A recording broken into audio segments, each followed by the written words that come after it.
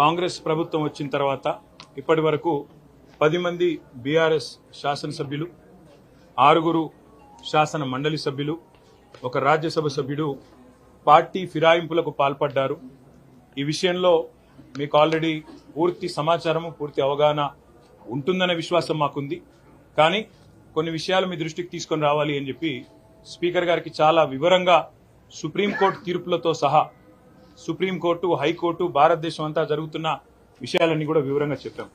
అందులో ముఖ్యంగా స్పీకర్ గారికి వివరించి చెప్పింది ఏమంటే, speaker should decide on disqualification with in 3 months అనే సుప్రీంకోర్టు తీర్పు ఏదైతే ఉన్నదో, జనవరి 2020 సంవత్సరంలో స్పీకర్ గారు ఖచ్చితంగా 3 నెలల లోపల తన దగ్గరికి వచ్చిన డిస్క్వాలిఫికేషన్ పిటిషన్ ని, ఫిరాయింపుల మీద వచ్చిన కంప్లైంట్ ను యాక్షన్ తీసుకోవాలనే తీర్పు ఏదైతే ఉన్నదో దాన్ని వారికి చాలా వివరంగా Justice Nariman, Justice Aniruddha Bose, Justice Ram Subramanian ముగ్గురిచ్చిన తీర్పును వారికి గుర్తు చేయడం జరిగింది.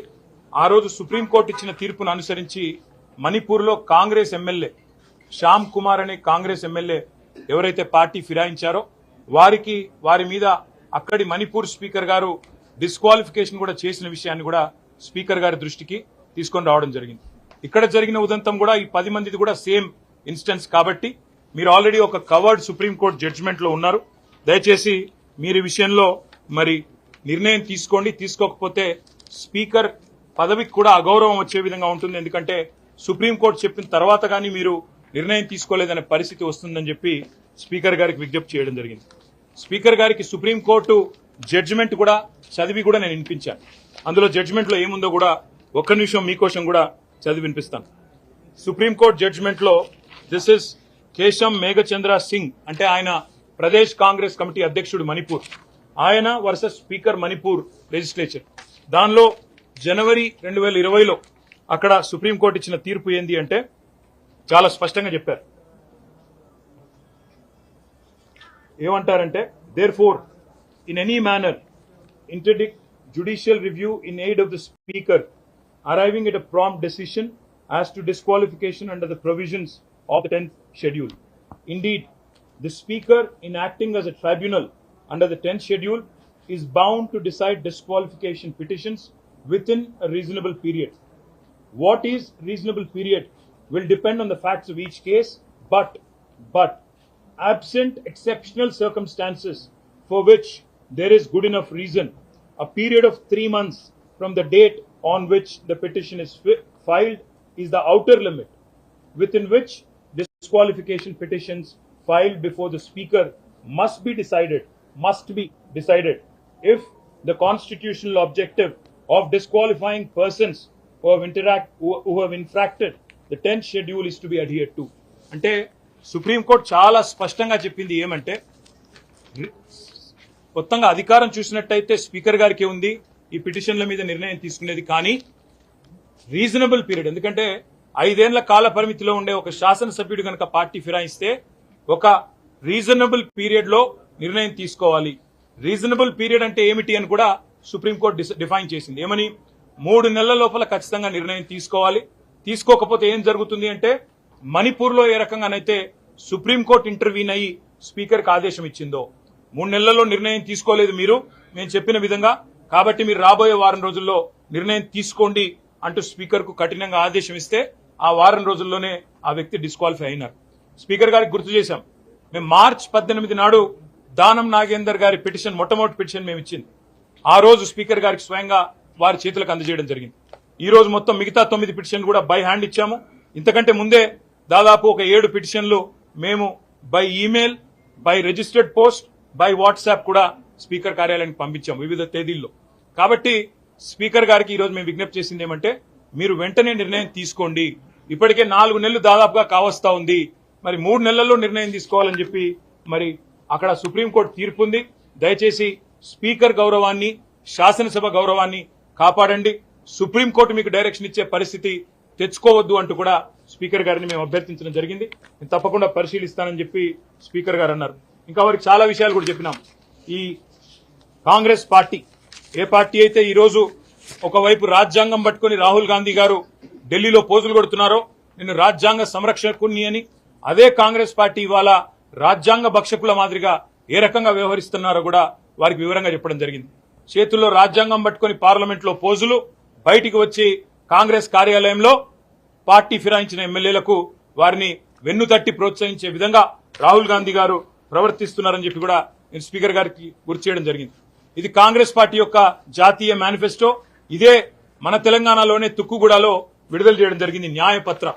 అందులో కూడా కాంగ్రెస్ పార్టీ చాలా స్పష్టంగా చెప్పింది. ఏం చెప్పింది న్యాయపత్రాలు అంటే, we promise to amend the 10th schedule of the constitution and make defection, leaving the original party on which the MLA or MP was elected, an automatic disqualification of the membership in the assembly. ఇది వారు చెప్పిన మాట. ఇది కూడా speaker గారికి చదివి వినిపించాం. హర్యానాలో ఇదే కాంగ్రెస్ పార్టీ కొట్లాడుతా ఉంది. వాళ్ళ ఎమ్మెల్యే అక్కడ కిరణ్ చౌదరి గారు బీజేపీలో చేరితే ఇదే కాంగ్రెస్ పార్టీ హర్యానాలో అక్కడ స్పీకర్ తో కొట్లాడుతా ఉంది, డిస్క్వాలిఫై చేయండి అని కొట్లాడుతా ఉంది. అది కూడా స్పీకర్ గారికి గుర్తు చేసినాం. దాంతో పాటు స్పీకర్ గారికి మరిన్ని ఉదంతాలు కూడా దేశవ్యాప్తంగా ఉన్నాయి, వారికి గుర్తు చేసినాం.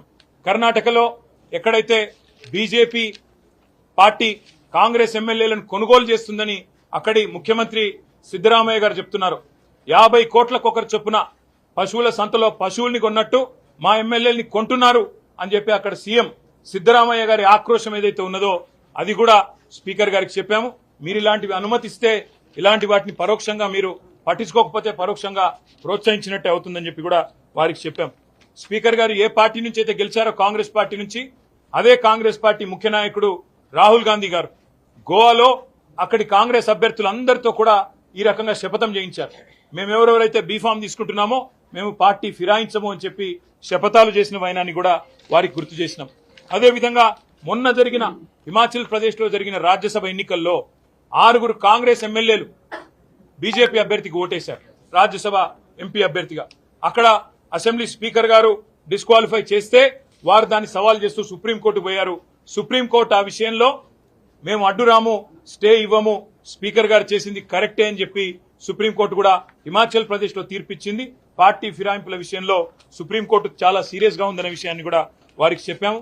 ఇంకా మహారాష్ట్రలో కూడా జరుగుతున్న విషయాలు కూడా చెప్పాము. ఇదంతా స్పీకర్ గారికి చెప్పి మేము వారికి చెప్పిందల్లా ఏమంటే, సుప్రీంకోర్టు నిబంధనలు క్లియర్ గా ఉన్నాయి, మీకు కాపీ కూడా ఇస్తున్నాం సార్, మిమ్మల్ని కొంతమంది తప్పుదోవ పట్టిస్తున్నారు, ఏమీ కాదని, మీరు ఏ నిర్ణయం తీసుకోకుండా ఇబ్బంది రాదని, మీకే కలంకము రాదని చెప్పి కొంతమంది చెప్తా ఉన్నారు. వారిని స్పీకర్ గారిని మేము అభినందించాం కూడా.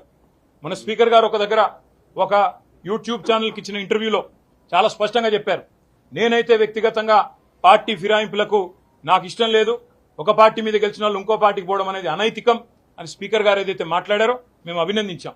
కానీ మాటలతోనే ఆగిపోకుండా మీరు వెంటనే మరి కార్యక్రమం కూడా, కార్యాచరణ కూడా ప్రారంభించి ఈ 10 మందిని కూడా అనర్హులుగా ప్రకటించి ప్రజాక్షేత్రంలో వారి బలాన్ని రుజువు చేసుకునే విధంగా స్పీకర్ గారు నిర్ణయం తీసుకోవాలని చెప్పి కూడా కోరాము.